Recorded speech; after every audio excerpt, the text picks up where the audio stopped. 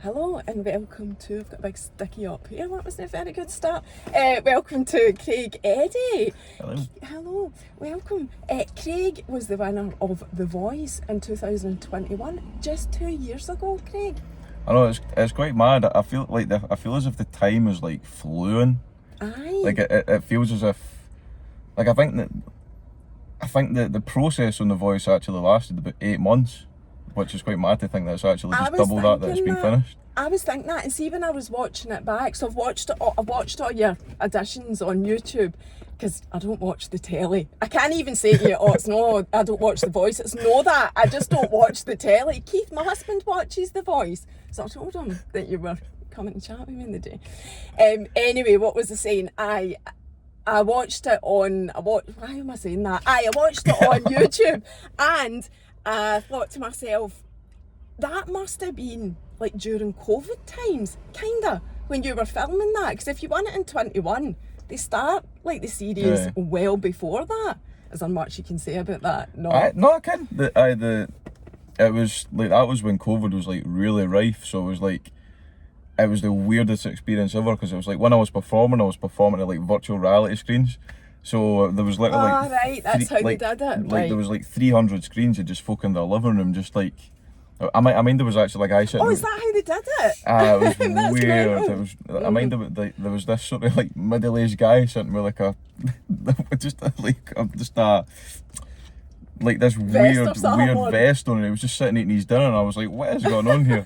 And I'm trying to stay in the zone here, and meanwhile my mind's running riot, like just trying to like spot everyone in the virtual reality stuff. But it was weird because everyone got sort of given these pods that they had to sit in, which was like sort of 2 meter pods. You couldn't shake anybody's hand, you couldn't hug anybody. I got shouted at a few times, because obviously it's just like when I walk into a room, I naturally want to shake everybody's hand, so I was like, all right man, all right, and then somebody, Craig, and I was like, oh god. But I get into trouble for that. I got into trouble quite a few times for that. Aye. So how did they do that? Like virtual? Did they approach people, or could you apply for it to be the virtual audience on The Voice? I think you could apply for it, and if you had like somebody that you knew that was in it, or like a family, like, I think it was easier for them to sort of get in. So it was word of mouth and whatever. But it was, okay. My granny actually posted. My granny was in the virtual audience, and then she'd posted it to her Instagram. I think I've seen your granny commenting on your Instagram post, and I don't know, it made me think that must be his gran. Because obviously your mum, it's like I'm connected to your mum on Instagram. Your mum's your agent, is that right? Your manager, is that? I sort of managing me at the moment. It's funny because I feel as if like I can get quite overwhelmed when there's a lot of sort of work and emails and all that sort of coming in for like every direction, because I like just sort of focusing on creating the music and then coming and making content. Mm-hmm. So then my mum sort of handles like the sort of accounting, any sort of invoices, and she is like an agent as well. Like she's sort of reaching out to people and helping me get work and stuff, because it does just overwhelm me to the point where I end up just debilitated. It definitely helps. Like, and I know so you do talk about mental health, and we'll come to that. But you can't get anybody better than your mum. Oh no, it doesn't come any better than that. Well, I was saying that it's like I know that because I've dealt with like a few folk in the industry where you're like Jesus, they really show their true colours. But like I know that my mum's got obviously like my best interest. Unless I've always says that maybe she's using me as a stepping stone to then go on to manage Lewis Capaldi or Harry Styles. I don't know, but it's good though. Aye, because your mum works full time elsewhere as well. It's not just working for you that she does. Well, what I'm like really wanting to happen would be obviously in the far future or something, like my mum can sort of like take a step back for that work, and then put come full throttle into sort of. You can have her full time. That's the dream. I'm sure that's what she would want to do as well. 100%. So going back to The Voice though, so I've had a wee look at your page and different bits and bobs, and I see that you're a bit like Lewis Capaldi in many ways, but I bet you everybody tells you look like Ed Sheeran. Are you sick of hearing that? I get Ed Sheeran, James James is it McAvoy? Aye. When I was on The Voice, like I had like my short hair and I was getting Billy Joel Armstrong, which I don't know where that came from. It's quite mad that I'm making comparisons. Aye, but your story, you've been making music for you were a teenager. I don't actually know your story, but I know that. I know you've been making music since you were young. So how did it all come about? How did The Voice happen? Tell us that. Well, I always said that I would never sort of like do like a talent show. And then I'd actually got scouted during COVID and I was like, I can't... For The Voice? For the Voice, So how did that happen? So have you always been into music? Since you were a young boy, you've always been like putting your music out there on social media? Like the thing is, it's like I was always really passionate, but I never ever got the hang of the sort of social media game. So like I was like posting like a cover video like every 6 months and going, why have I not made it yet? Why have I not hit the big time? But now I've lost my train of thought. How you got into the music and then how you got onto The Voice. So the reason I'd asked you that was I had saw this single that's out tomorrow. This is Thursday, the 17th of August, and I'm planning on getting this on, and it's purely to hopefully support Craig. I'm planning on getting this video on YouTube tonight. So by the time people see it, hopefully, or the majority of people, your single will be out because it'll be Friday, the 18th of August. That single, I saw you saying you wrote it when you were 17 and you found it on an old iPhone, and that's what made you go and record it. It was quite mad because I'd found my own, it was like the iPhone 6 or something. I was like in my mum's and I was looking through all my old stuff. And then I found that and I was going through like the voice notes and all the like the sort of old recordings that I had in demos, and then I found that it was just like a sort of like just a rough acoustic. It'd be quite cool to actually maybe post that at some point. Oh, it would be, totally. Be quite cool. You need to do that. Mm-hmm. But then I was like, I felt as if I never really, like at that time, like when I write songs, it's like I can never really tell they're good until like a few years down the line. It's very rare where I'd write a song and then straight away go, oh, that's absolutely brilliant. It's like, it usually takes, I need to forget about it and then listen to it again to sort of get like an accurate sort of representation of it. And I feel as if that's what happened with that. So I gave it the production that I thought it deserved, and I actually worked it to be, I think, one of my best songs. So it's quite mad. Like. That is, I know. And there's so many artists. I'm a huge George Michael fan. I mean, I'm not comparing you to George Michael or anything like that.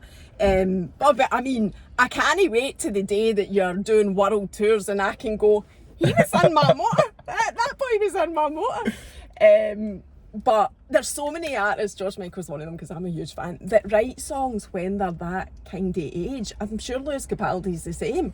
And, you know, they come out years later and they're huge, huge hits. So, talent knows no age. It doesn't matter what age you are, you know, you can produce stuff. I think back then as well, I was like, it's quite a cool thing because I was writing music and it's like most raw sort of thought. So like something would happen to me and then like I would write the song right after, and it was like I wasn't writing to sort of like people please, like I know that for 100%, and I was just writing for myself, almost as like a therapy, your feelings sort of thing. So it's quite cool because like that music back then is like so 100% authentic to like wee 17-year-old Craig. Aye, and probably in your mind it relates to a specific time in your life and a story. Yeah, so it is real life. I'm pretty sure I'd actually wrote I don't know why. I wrote a lot of songs when I was in my boxers and when I was drunk. So I can mind it. I've got a song called Take You Back, and I can vividly mind writing that in my boxers when I was drunk after a night out. Quietly, because my mum was sleeping and I was trying to write it. Did I see you... In a different room. Did I see you posting something about you were trying to write and nothing was coming to you, and your manager said to you, have a wee drink? And see, I'm thinking, that's his mum. His mum did not say that to him. I don't believe that. See, the thing is about that is like, hey! No, I can't, it's always the same. I can never find a totally quiet spot. That's rude.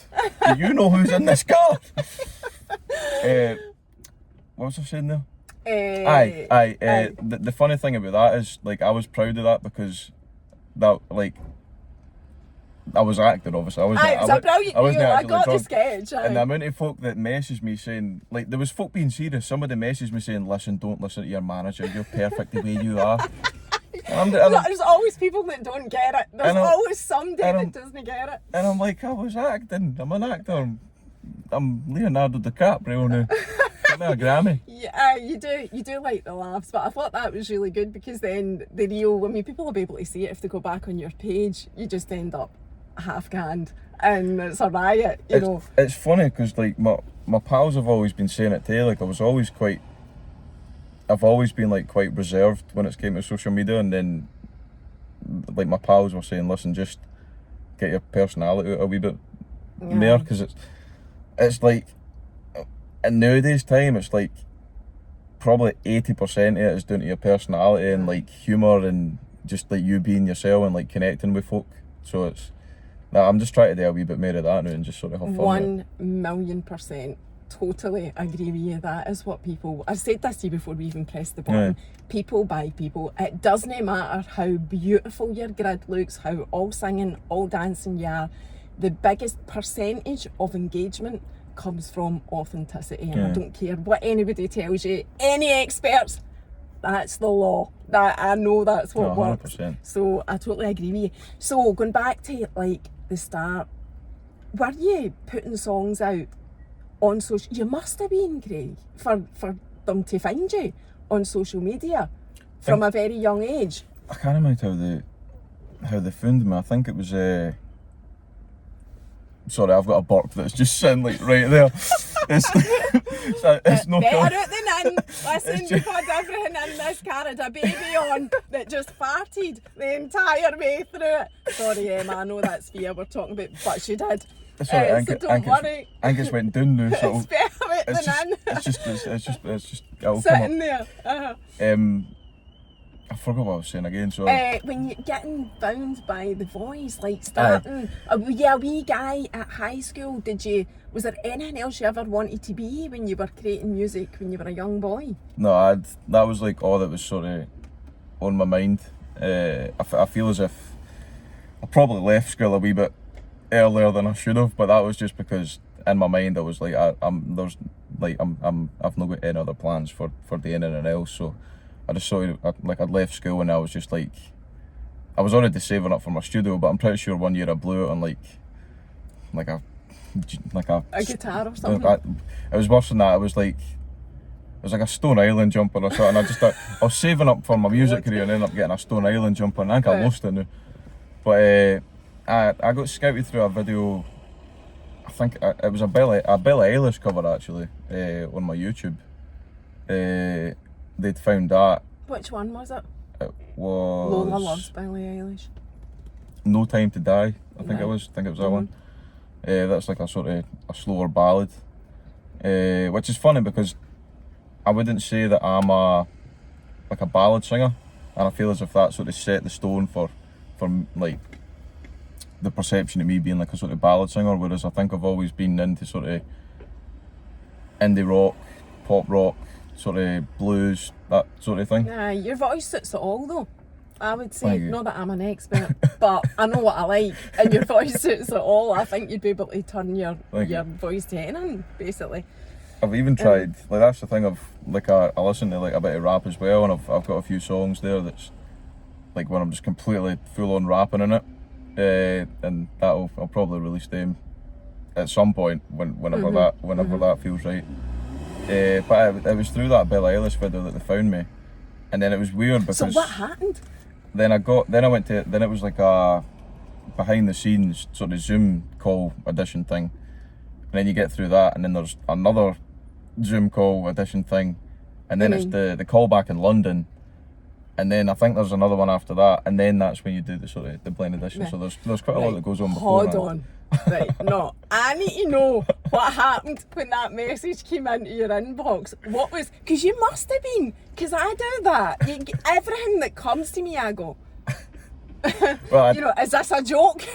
It is one of the things where, I mean, funnily enough, right, I'll just be honest, like, I'd actually auditioned I'd auditioned 3 years in a row, and then just got completely turned What, for down The Voice? for The Voice, and then got completely. So they knew of you then?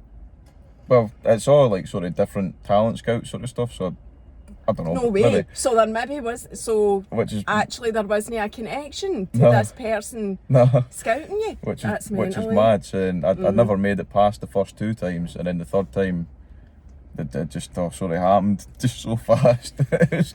It's weird. Like I still. So when that message came in, you didn't doubt it because you had applied. I didn't doubt Previously. it, but I'd actually ignored it 3 times. And then my mum says, "No, Craig, I think you should just, I think you should go for it." And I was like, "Right, fine, I'll go for it." And then I went for it, and then And that was it. The Here we rest is are. history. That's incredible that your mum supported that as well, because there's a lot of parents out there. I mean, a lot of people that I have spoken to where the parents have said, "Get a real job," you know, whereas your Right. mum has been supporting you the Right. entire way through. that's like, the good thing is like my whole family, like my mum, my dad, granny, like absolutely everybody's like sort of. I think they saw the talent before I saw it, and like they sort of believed in me before I believed in myself. So Do like you believe in they. yourself now? I do know. I'm. That's It's weird because I'm so confident when it comes to like singing, and like writing, and anything, and like performing anything sort of music wise. But then take me off the stage or take me out the studio, and I'm like a sack of tatties know. sitting in the corner. I'd, like, You're a wee bit shy, actually. it's quite it's weird because I just sort of. I'm a shell of a man when I'm not making music. And that's okay, that's your passion, so that's okay. So the actual voice then, what, because we had Nikki McDonald on talking about the X Factor, and that for me was quite an eye-opener, because it's just crazy the way that they put that out, and it's completely different behind the scenes. I mean, I know they've got a programme to produce and all the rest of it, but what's the voice like? That was cool. That was actually, like, it was one of the best experiences in my life. I think it's because like I was like a golden retriever. Like I was just like walking about like what is actually going on here? Like just because it's weird because you sort of get like before I was like I was in my bed like playing the PlayStation before, like just like with monster cans lying everywhere, and it's almost like I get grabbed for that situation and then just thrown into like a Stardom. TV studio with like all these cameras on you and stuff, and it was absolutely amazing. It feels like it does feel like it feels like you're in a dream. It's weird, And it still feels like and that. it still feels like a dream. It's because it also because that was only 2 years ago, I know, And it's it- so recent. and it's still, even then it still feels like when I think back to it, I'm like, that's just mental that even happened. Aye, still a bubble for you. And we're sitting in the middle of Falkirk, because you're from Falkirk. You're born and bred Falkirk all your days, aye. And I was thinking, what if you're accosted by people, you know, because they know you or recognise you? Does that happen here? Has that happened on the way here? It's still no the day actually, no, but it's still mad how like in Falkirk it hasn't really calmed down. Really? No, it's well, I've not actually really left. I'm barely even out of Falkirk, to be honest, unless because most of the sort of the writing calls are on the writing sessions are on Zoom and stuff. So Aye. I've not really left Falkirk a lot, but when I'm still here, it's still. I was actually walking down to go to Monte de Jacks the other day there. So and you then- do, that was my next question, you do go out in Falkirk? I go out a lot, and I was walking down, and somebody shouted me in for the pub, and they're like, "Ah, come give us a song, man." And I was like, "Oh, I don't know, I've got to go get something." And I was like, "Right, fine, I'll go in," and then they give me a pint, and I'm like, "Oh no, this is just where's this gone?" And then like 5 pints later, I was up. Somebody miraculously had a guitar. There's always a guitar. Aye. And then that just turned into a mad night. I'm pretty sure I got in at like 3 o'clock or something. When I was literally leaving for Monte de Jacks at like But you were 5 there the o'clock. whole night then, I was playing? there. I was there. I ended up going Free gig for everybody. a free gig for everyone. I'll send the invoice. It was a free gig. It was brilliant. It was but that's what I love. Like I love like sort of nights like that where it's just completely unplanned. Aye. Because it I was bet just- you it was if fun. I bet you if it had been planned, it wouldn't have turned out as good as that. It's No. always the impromptu stuff I'd that's the actually, best. that was my first ever fireball. I had a fireball and like there was, there's like a pink milky drink. I don't know what that is. I was just going to say to you, what's a fireball? Is that a drink that the young team are drinking? Oh, I can't. It completely burnt my insides like for the like. That'll be why fully. it's called a fireball. And then there was like this milky thing and I think it curdled on my stomach, so I spewed. Oh no! So you drink that? I take it to calm down the fire thing. Is that what the idea It's just is? 'cause somebody No. bought me it, so I was like, all right, there's another. there's another one. Your mother will not be happy about that. Does she know this? That that's what you did? No, What age are you? 25. 25. Because your mum's still heavily involved, so I'm sure you still get rows for things that you should or shouldn't be doing. We have a few debates, but it's healthy debates though. It's I feel as if that's what can spur us on a wee bit more. Is like it would be weird if like I just sort of says, all right, I'm going to do this, and she's like, right, fine, and if she's like, you do this, and I'm like, right, fine. It's just there's that sort of.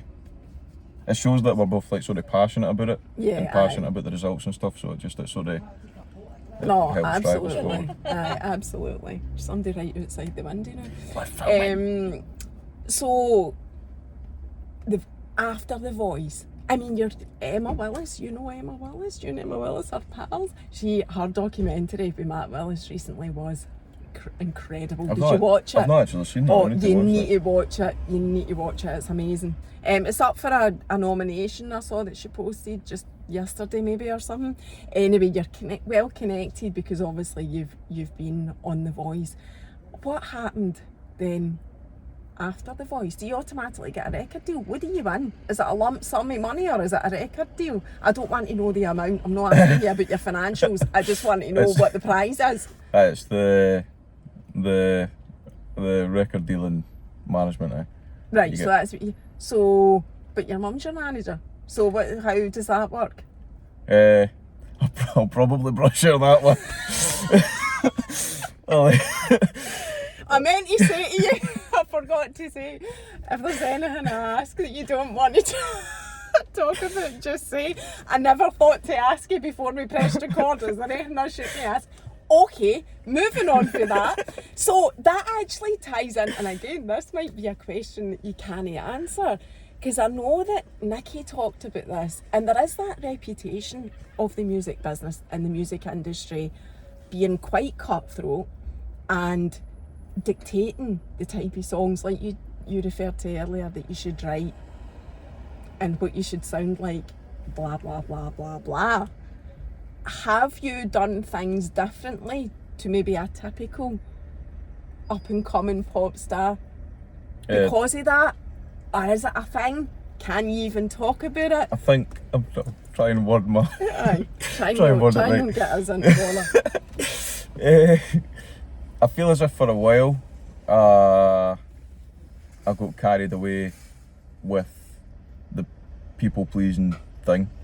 At the start. At the start, whereas now, like for the past year or so, I've been really finding my passion for music again, writing the music that I want to write, making the sounds that I want to hear, and funnily enough, that's when everything's starting to take off, because I feel as if again it's like that authenticity thing where the moment you start becoming authentic, other people gravitate towards that, and you can You can feel it. can feel It's it. not You can- something you don't go out and say, and nobody does this, I'm being authentic now, by the way. And then the audience goes, all right, we like you now. It's not, it's an absolute energy thing. It's No, not 100%. visible, it's not tangible, but people know it. It's And- that's just what it is. And like on stage and stuff, like performing the songs that I want to perform now, I feel as if there's a lot more energy that's coming from me on stage because I'm doing the songs that I want to do now, and I Right. feel as if like the gigs are just so much more fun now. I did get to a certain point where I did completely lose my passion, like after The Voice. The Voice and stuff, and I wasn't making music for quite a while. I just didn't want anything to really do with it. And why was that? I- Can you say? Is think- it mental health? Does it Aye. Aye, that was Part of it. Part of it. Aye. I'm trying to word right, it. so I'll try and help you. Maybe you were being guided down a road that wasn't really fitting with you and what you wanted Aye. to do. Right? Aye, We'll put it like that, Aye. because I think I'm getting the gist. And you've then entered a scenario where you are leading it yourself with Aye. what you want to put out there. And that brings me on to my next question, because you just said, and that is quite unusual, I'm finding this quite unusual for stuff that I've listened to or heard before, where artists have talked about, like, you know, it's always been the record company dictating when you put stuff out, when things go out, deadlines, blah, blah, blah, blah, blah, right? But from what you're saying already, I'm getting that you decide when things go out and what goes out. You know, you're saying, well, I'll release, Yeah. I think I'm going to release this, and I just decided to release that. And, you know, how are you at that point? So we're talking about now. What is the situation now then? How do you get to that point as an artist where you decide? Well, I think it is just down to the whole creating what I want to create. So now, well, I've actually, like, this song's coming out tomorrow, and I've already got another 2 songs that's scheduled to come out. That you've chosen yourself that you I've want? chosen and written 100% myself, produced in my own studio. So I'm trying to release like every sort of like 6 weeks, because I know that that's how to sort of, you keep the momentum and stuff up. Alright. I was thinking about recording an album, but then you put out an album and then there's nothing else to sort of promote. But I feel as if now I'm just at the stage where I'm just doing it because I love it. And I feel as if in the past year I found my purpose for making music again, which I've never made music to like sort of make money or gain any sort of fame. Like, I've always made it because I love it, and I sort of found that again. So that's why I'm full throttle ahead now. And are you able to say why that's different to a lot of other people in the music industry? How you're doing it? Yeah. Why you're maybe no being, I don't want to say the word dictated to, but where it's not being prescribed for you. Is there anything you can say about why that is? If you can't, just say, no, there's nothing you can say about it other than you're doing your own thing now. I'm just trying. That's the thing I'm trying to. I think it like it's. Alright, it's probably hard to. But you know, well, here's the thing. Would you say it's either what you're doing your way the now, or nothing? Is that a fair analogy? So that's it. That is what it is. Aye. Yes. Aye, right. Okay. We'll move on for that, because there's clearly no something that's the word that you're talking about. It's so hard to sort of like. You can't be controversial. You're new. You're new, up and coming. I mean, you were supporting. We've not even said this yet. And actually, your mum will probably be watching this. Well, she'll know because you'll message her after it anyway, so she'll know before it goes out. But she'll wondering where the guitar is. Craig was actually going to bring his guitar and give us a wee song, but his voice isn't great. And you've got 3 shows back to back coming up, so I don't want to get you blame for that. For the next time. For you know being next time. For you know being able to perform. And you did support Callum Beattie last week at was it the Foodies Festival? What was it? Well, I supported them at Kelvin Grove Bandstand. Was that part of the festival? No? Is it No. completely separate? That was Sorry, so, I didn't know. So I supported them at Kelvin Grove, and then I'd actually went down to Foodies Festival to meet the festival organiser and to meet up with Callum and Dave, Callum's manager. And then just before Callum was about to go, and they were like, "Do you want to come up and sing Salamander Street?" And I was like, "I was like, aye, I'll do that." I was nervous before it, like, because it's like it's a massive song to him, and it's like got a like. Is it not his biggest song? It's pretty much and it's got like a lot of deep meaning and stuff behind it. So I was like, "Aye, I'll go in and I'll do that." So I went on, and the crowd is mental. I saw it. There was thousands, absolutely thousands. And sorry, that wasn't planned, or that was just completely. But I love Callum and Dave. I feel as if they are. Who's Dave? That's Callum's manager. All right, okay. They're both absolutely brilliant. I can't actually say enough good stuff about them. Well, he's a massive supporter of you, and we all need people like that in No, our lives. 100%. It doesn't go unnoticed when somebody does something like that for you, and I know what you mean about appreciating it. Yeah. How do you know him, Callum? Oh, and we've got a greeting man now, right next to the motor. That is true life for you, Oh, pals. no. True life. Can't get She's any not more old real. enough for school, so we've all been there at the Tesco's. Aye, how do you know him?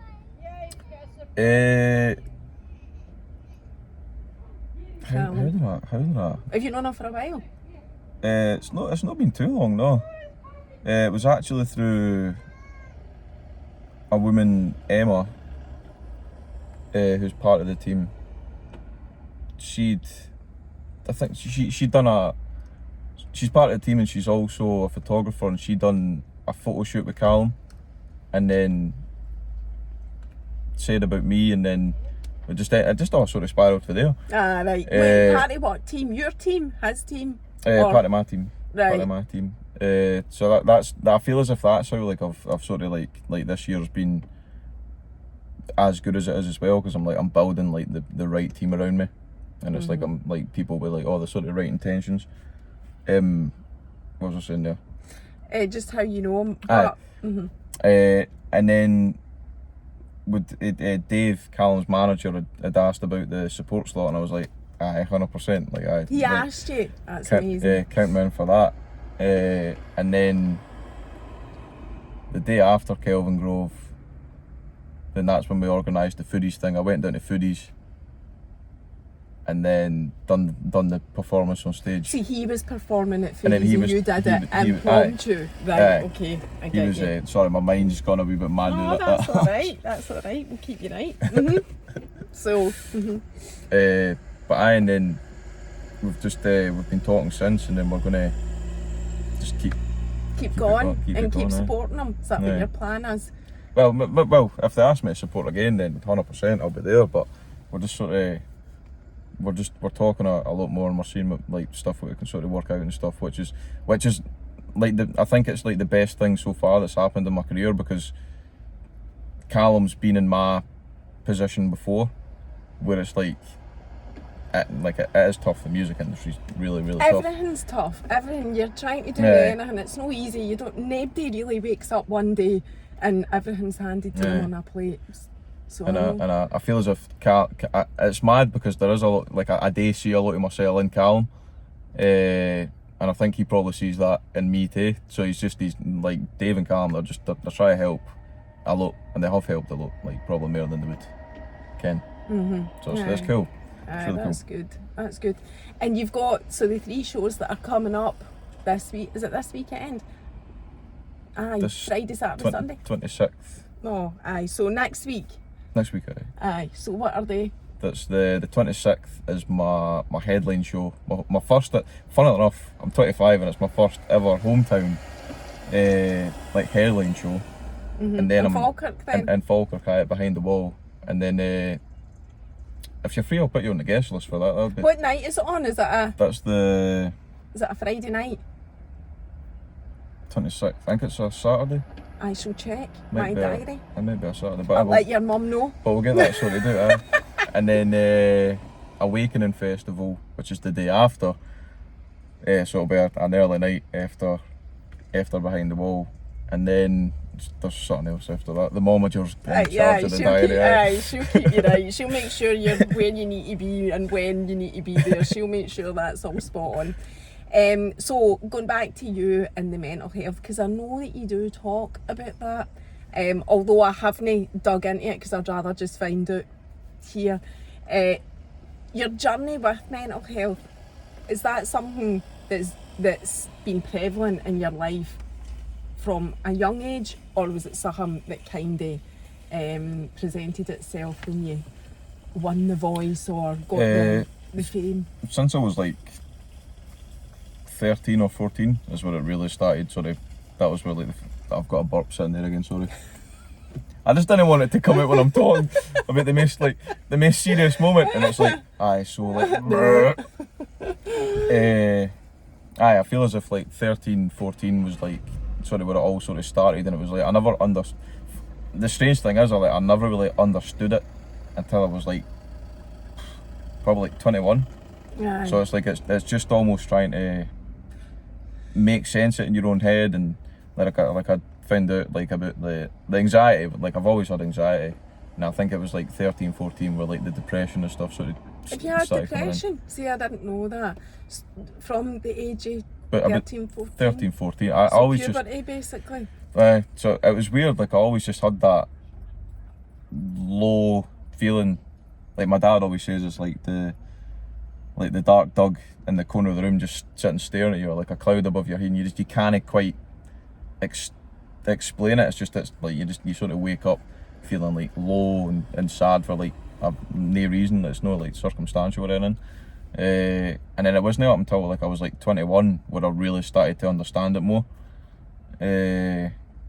What made you understand it? What was it that you I think it was just because I started talking out about it. Like I was talking about it more, and I wasn't really like talking to anybody about it. I was just going through it and then just being like, well, it's just this is life. this is life. I thought everybody felt like that, which is quite mad when you're going through. Like before you start talking about it, I feel as if you think everybody sort of feels like that. So I've got like anxiety, depression, and ADHD, which is it's like the inattentive ADHD. So like you'll probably notice it in this video. I'll be like sitting there. No, well maybe other people would, but I never. Until you said that, there I had no idea. Like sometimes I can just sort of zone out, and then that's why I forget what I'm saying, because I zone out a lot when I'm talking. When I'm sort of like, I just done it there, didn't I? But it's aye. And that is actually so ironic that I literally just done it there. Aye. So the ADHD, did that come before the depression and anxiety, or in terms of you knowing it? I don't mean, or did you suddenly get it? That's not what I mean. I mean your knowledge of having it. Was that before, or that was about 4 or 5 years ago. I'd found out about that, and actually, like everybody, like I feel as if I'm still sort of working that out, and I think that could potentially be like the root of the problem. Like I could try and figure it out for ages, but it is known to be linked, depression and ADHD. I can't remember the exact. I've researched it before myself. Yeah. That it is a known link. Well, I tried to sort of work it out in my own head, and it was like I feel as if like the ADHD, because I can sometimes not articulate myself in the best way, or like forget what I'm saying halfway through sentences.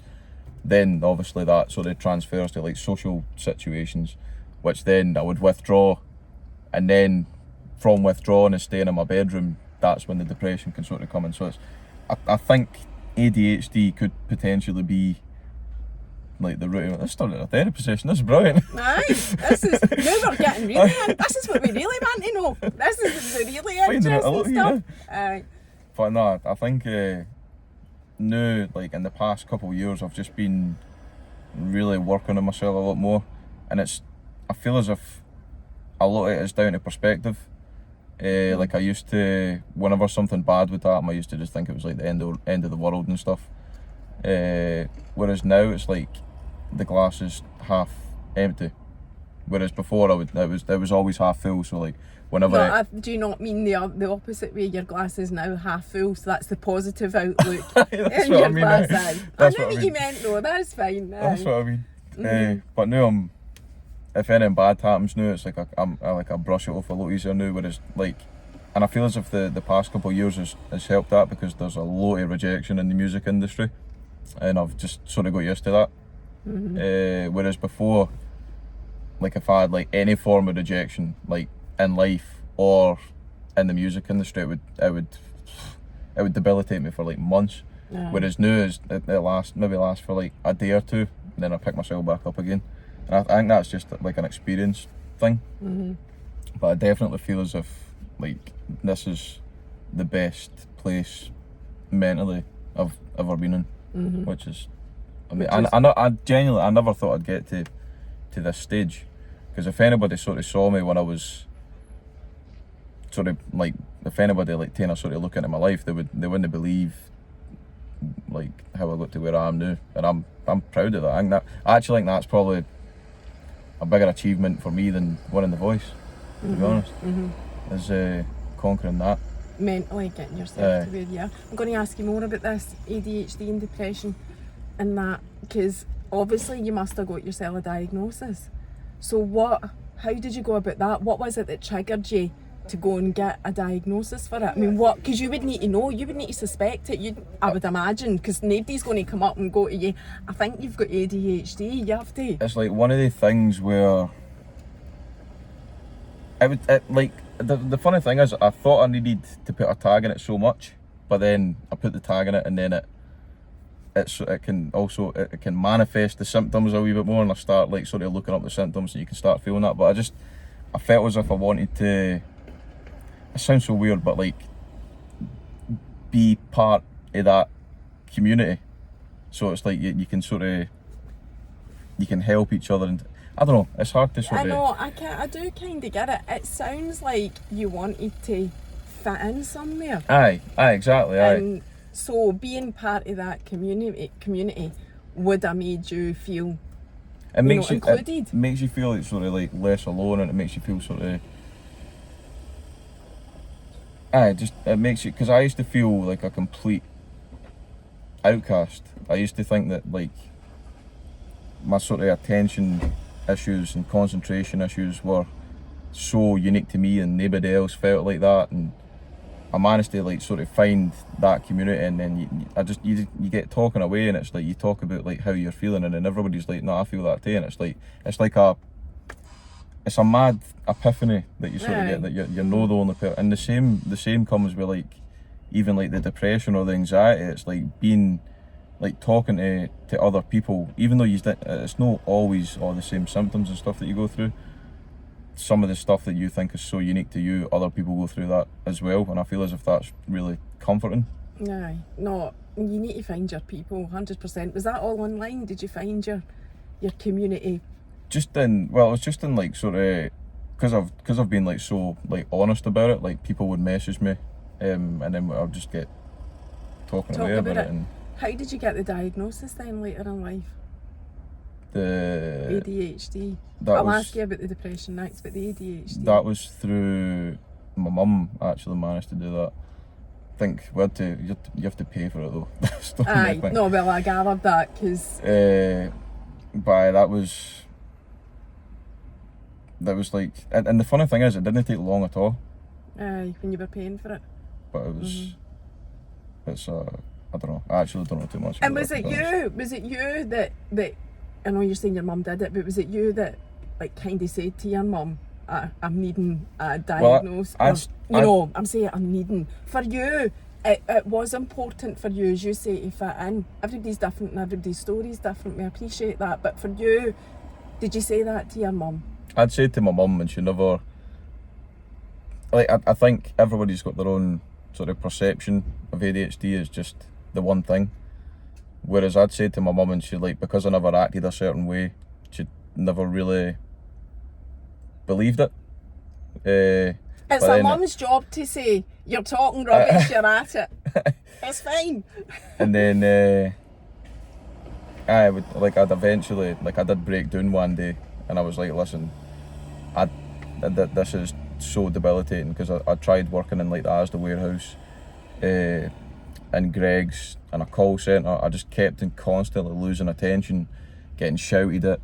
I felt just everybody was just getting annoyed at me, and I says to my mum one day, I broke down. I was like, I don't know what's wrong with me, and it's like, can we please just look back into this? And then we did, and then it all sort of taken place for there. But I feel as if that, as I said, I think getting that has helped a lot, because it's finding out that could be the root of the problem. The whole mental health thing. So it's definitely. That's really admirable of you. It's a credit to you that you recognise that, especially as a man, because we know how much stigma is still attached to men's mental health, and we need to keep talking about it and keep being open about it and keep saying it's alright to say these things and talk about it and seek the help and all the rest of it. So were you diagnosed with depression and anxiety before the ADHD? Yeah, that was before. So that was when I was like 15, 16 is when I was officially, well, I was diagnosed with anxiety when I was younger, and then diagnosed with depression, because I never really quite figured that out or why I was feeling like that until 16 or about 16, I would say that was. I need to look back at my doctor's notes. You don't need to be that specific. It's fine, we get the gist. But that was when when I was diagnosed, I didn't really feel as if I started working on it until I was like 21 or 22, because I never really knew.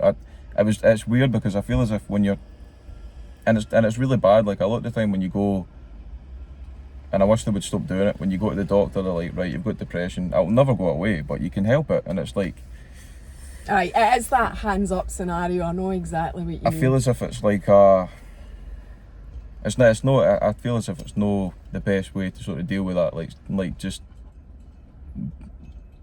I feel as if people should be a lot more non-accepting of the fact that they're going to be like that forever. Because I feel as if, like, when I started not accepting it, like whenever something bad happened or whenever I felt like really bad, I would sort of go, oh God, well, this is me forever. This is just, I'm going to feel like this forever because it's never going to go away. I've been told by a doctor. But then the moment I sort of stopped accepting that and then just focused on sort of, well, my meaning in life now is just to have a laugh. And I just sort of stopped accepting that I was stuck being this overly anxious, depressed man. And I feel as if that sort of, sorry, I can get a wee bit, my brain's gone a wee bit mental now, so. No, it's fine, you just pour it all out. I can. So you talked about the doctor, and I get that. Was there something that made you click, thinking, that prompted that thought of, I don't need to accept this isn't what my life needs to be? And what we're talking about is how you felt in your own mind. That's what we're talking about, mental health. Was there something that triggered that? It was just an epiphany moment, because I was just, I lay in my bed for probably 3 or 4 years, probably longer actually, just watching YouTube, either under-eating or overeating, and I was like, I just had an epiphany moment where I was like, nah, I didn't want to keep doing that, and I was just like, nah, I'm just gonna, I can actually mind the day, which is mental. And don't get me wrong, I go through like sort of phases now, maybe lying in bed for a couple of weeks, couple of months, but it's never lasted as long as it did now, because I get to that sort of epiphany moment a wee bit quicker. You're able to recognise it. I'm able to recognise it now, and I didn't want to go down that path again, where it's like, because I feel as if the longer you stay in that sort of low vibration, the harder it is to sort of get back out again. So I always just give myself a kick, and I'm like, nah, we'll get back into the gym, we'll start eating healthy again, start forcing myself, even if I didn't want to go to the studio, like just forcing myself to go. And if I didn't come away with a song that day, that's fine, at least I've got myself out of the house.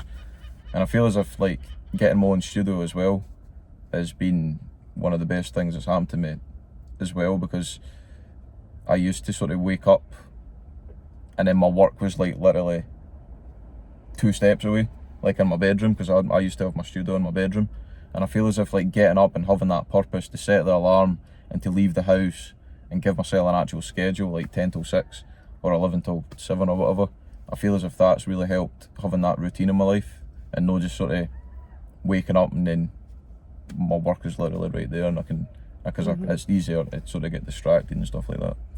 Where is your studio? Is it near you? It's just down in Bankside, so it's like, I actually timed it when I was walking down it, so you walk? It takes 12 seconds, 12 minutes and 37 seconds it takes for me to get to. That's ideal. That's a good commute time.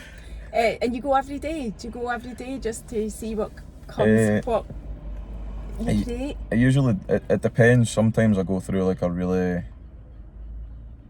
creative sort of spell, whereas other times I'm like, there's nothing coming at all, so I would take like maybe a couple of weeks away, and I allow myself to sort of miss it. I wouldn't even touch my guitar. I wouldn't pick anything up, and I allow myself to sort of miss it. So then when I go back in, I go in with that sort of, I'm a lot more optimistic, and I hit it with a lot more energy, and I feel as if that's when stuff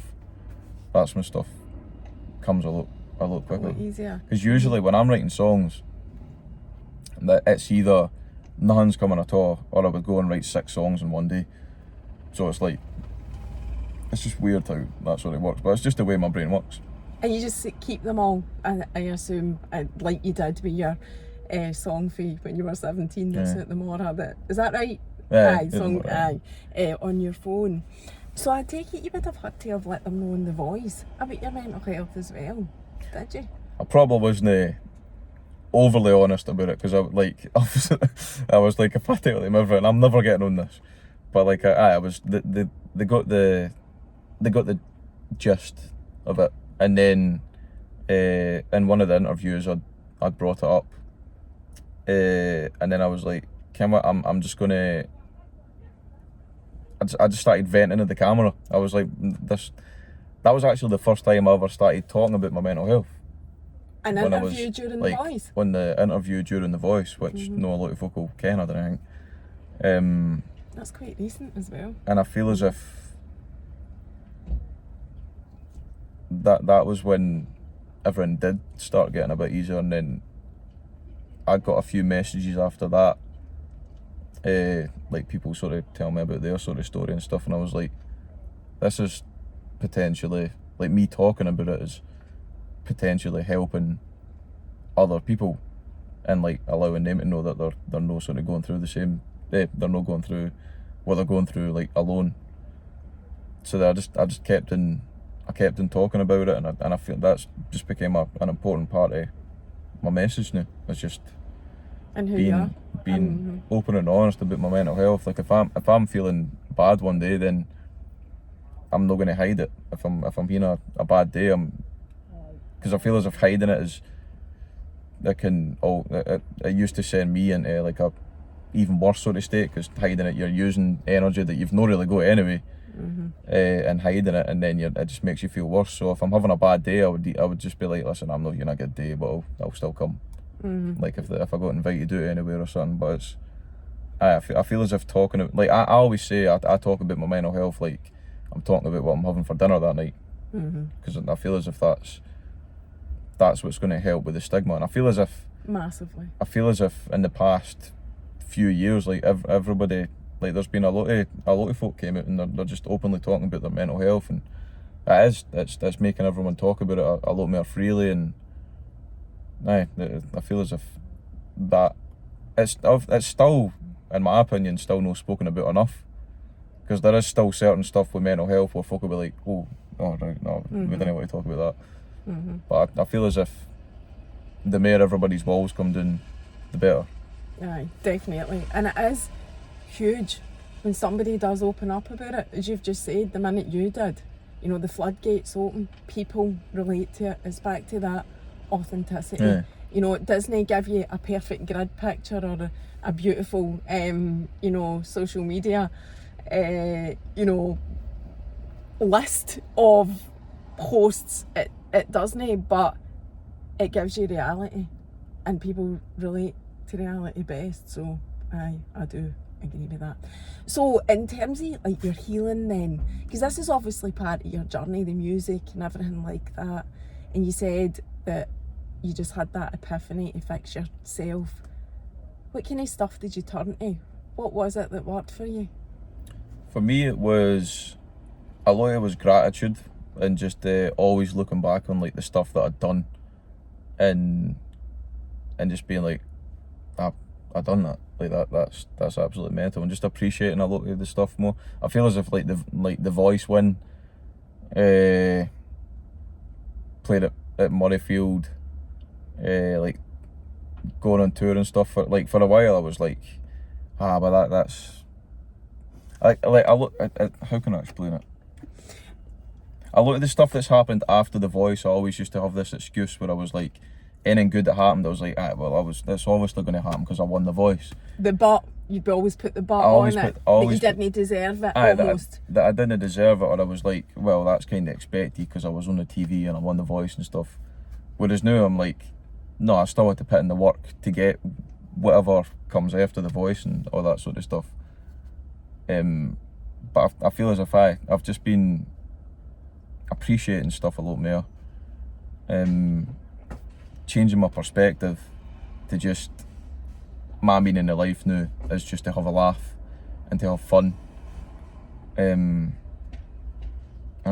obviously the exercise. A lot of the time, like with exercise, I would go through like 2-month spells where I'm going like 6 days a week, and then one day it just sort of slips up. But I feel as if it still keeps me good. Motivated. Yeah. Is that the right word? It just keeps you on track. It keeps me on track. Even though it's no consistent, it's still knowing that I can get up and do that and know that it is going to help me for that period of time. Then which is maybe not the healthiest way, sort of like looking at it, but like, No, it's whatever works for you. So if it works for you, it's healthy. That's what it comes to. You know that you're on your own journey, and it sounds like you're completely self-accepting now. I think that's a massive part of it as well, and being able to say no when things didn't sit right with you, or because when you do things, I mean, you've alluded to this already, when you do things that didn't sit right with you, don't feel right, it is a thing. It eats you alive. That's what it does. It destroys you. You just can't do things that don't feel real and right. Did you ever take medication or anything like that? You've not talked about that. I circulated around quite a few. I'm not on anything new, but I tried. I was on like citalopram, sertraline, fluoxetine, metrazapine. There was another thing. I was throughout the entire like The Voice. I was like taking a lot of beta blockers, and then the CBD oil. Did it help, the CBD? I feel as do you if still do that? I've not done that. I've not done that in a while, no. But I feel as if that really did help. But I feel as if I was using that.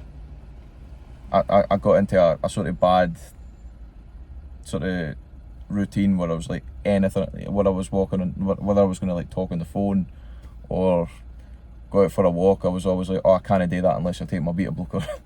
So relying on it. So I was relying on it a wee bit too much. So. And you recognise that yourself. So a few months back, I had a gig. For like years, I'd never done a gig without taking my beta blocker or like taking CBD oil. And there was one gig where I was actually getting put on earlier than I thought I was. Like my time got changed, and I went on and accidentally never taken my beta blocker, and then I got through it, and I was like, that was actually one of the best gigs I've ever done. So I feel as if that sort of set the landing strip for. I didn't need to I didn't need to rely on anything but me before like sort of doing anything or like doing these shows now. And then the next Again gig that was coming up was Murrayfield, and I was like, right, this is a big moment. I'm going to try and sing to 60,000 people without taking anything, and just completely, it's just on me. And then I got through it, and and then I realised that I did get into the mindset of thinking that I couldn't do it without that crutch. Whereas now I've actually I've not taken in, and I'm just relying on just exercise. And don't get me wrong, there is still days where like it is like a and I do myself believe that you do, whatever it is mental health wise, you'll always have it. You will always have it, but it doesn't need to cripple you. No, definitely. Because you can work with it, and I think recognising that is huge to, you know, going about your day-to-day stuff, just being able to live and whatever. And there is that thing, like you say, of accepting the days where you're not feeling at your best. It's, you know, imperative to your mental health to accept those days, your physical health as well, because it does present itself physically if you don't look after yourself. Do you know what I mean? You do need to just accept it all. Do you read anything or anything like that? Do you do meditation, any stuff like that, any spiritual stuff? I've tried meditating so many times, and I end up just like thinking of something funny and then just laughing. Or So it's really hard. I will keep trying it until I get it, because I know that it's no like nobody's went and tried it once and then nailed it in the first time and then that's them. It's like it's just a. But also, I think there's a big thing about putting too much pressure on yourself in meditation. Like, I think you will meditate and you don't realise that you're doing it, especially being creative. Because you're in a zone. That's a form of meditation. Any zoning out, daydreaming is a form of meditation. You will be entering that meditation, what is the word? Energy, medium, I don't know, the thing when you don't even know it. So you're probably putting pressure on yourself about meditating when you don't even realise that you're doing it other ways anyway. Well, come to think of it, maybe even songwriting could be a form of meditation, because I do go to another place, or in fact, I probably meditate when I'm performing, because I've always said that like I could be like a nervous wreck before going on, before going on stage, and then I step on it, it's like fine. If I was shaking before, I'm not shaking anymore. If my heart rate was going mental, it's normal. Like, it just everyone. I don't know what it is. No, I get it, because like that, the thought of facing thousands of people, actual faces, like that does fill me with anxiety personally. And I don't do a lot of public speaking or anything like that, but it's crazy. Like, I talk in my stories every day and there's thousands of people watch that. I don't think about that when I'm talking to a screen. No, it's like this. You just don't know how many people are going to watch it anyway. But I don't think about that. It's like out of sight, out of mind. I can't see their faces, Andy's face. So it doesn't matter. For me, that's my personal situation. So I just cannot imagine what level of control and self-calming must go into putting yourself in front of, as you say, 60,000 faces. That's insane. I think it's probably my brain just going like, listen mate, you can't be listening to this, you can't be here right now, so we'll give you a wee break. So your brain takes you away anyway. My brain takes me, like it's weird, it's not like I didn't actively try and go into that, it's just I don't know how to explain it. There must be some sort of explanation towards it. It's a gift. People that can go up and... But then, like you were saying about the live stream, I can't go live. I just can't bring myself to do it. I was live. I went live on TikTok once, and there was like 5 folk, and I had to end it because I was like, I can't do this. It's weird. I feel as if I'm more comfortable when I can see their faces, which is really strange. That's mental. I don't go live either, by the way. I can't do live. So although I do stories, you're in that position of, you record a story for 1 minute. It's then up to you whether you hit the button to post that. So there is a delay. It's not actually live. It's like a few minutes delayed. So that's my comfort zone. So I know that if I say something in that minute, I very rarely delete them. No, I just put everything out. Because I can't see their faces. That's the thing for me. If I can't see faces, I'm fine. Put me on a stage in front of all the people though. You're on your blums. That's just not happening. So I don't go live either, but I do talk on stories. But anyway, we're digressing. We're talking about me. We're not here to talk about me. We're coming up to just, we're just over an hour. I say to your mum it would be about an hour. So I just want to finish on, thank you for sharing all of that about your mental health. It's so important. I'm so passionate about that type of stuff. It's dead interesting to hear your story as well. And I'm grateful that you came and all of that, and thanks to your mum for messaging me. I just want to end on your first headline show, Behind the Wall. We've already talked about that. Is that sold out already? There's like 5 tickets left. or Right, so something, that's yeah. going to be a sellout, so we don't really need to promote that. But you've got another headline show on the 3rd. This is a biggie. Yeah, this is my biggest show yet. So in Glasgow's Stereo on November 30th, which is I'm nervous for that. Like, that's only like 16 weeks away or something actually. I'm nervous. I always get nervous before announcing like headline shows and stuff because you don't know if folk are going to buy the tickets or that. But then everyone I've announced, like they've all sold out. So this is the biggest show yet in Stereo in Glasgow on November 30th this year.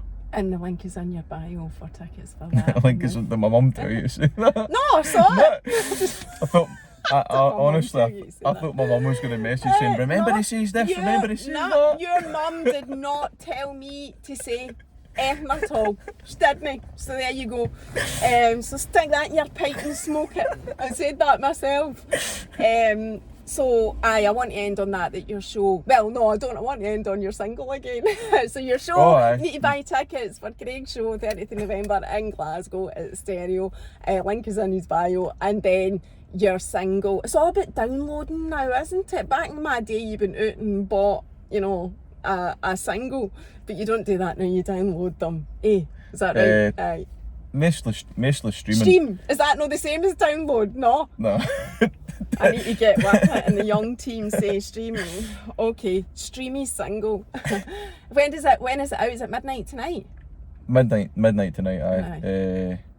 I think so. I've set it for Twitter. Aye. So midnight, I don't need to cut anything out of this video, so I'll be able to just put it on YouTube and we'll get it uploaded and shared and all of that straight away.